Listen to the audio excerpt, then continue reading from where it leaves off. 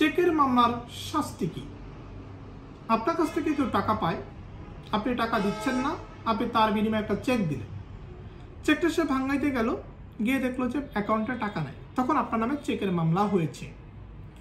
মামলা হওয়ার পরে আপনি জামিন নিলেন, কোর্ট থেকে সময় নিলেন, সাক্ষী হলো, জেরা হলো, সব কিছু হলো, একটা পর্যায়ে গিয়ে রায় হবে।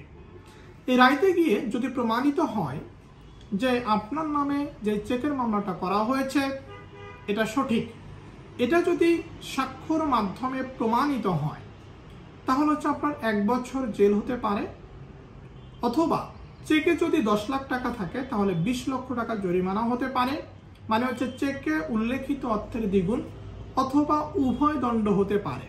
উভয় দণ্ড মানে হচ্ছে একই সাথে আপনার 1 বছর জেল হলো এবং চেকে যে টাকা ছিল সেই টাকার দ্বিগুণ পরিমাণ জরিমানা হলো। তাহলে চেকের মামলার শাস্তি হলো মূলত 1 বছর পর্যন্ত জেল, অথবা চেকে উল্লেখিত অর্থের দ্বিগুণ, অথবা উভয় দণ্ড, মানে হচ্ছে একই সাথে 1 বছর জেলও হবে, আবার আপনাকে টাকাও দিতে হবে। কারণ আমি যদি চেকের মামলা হয়,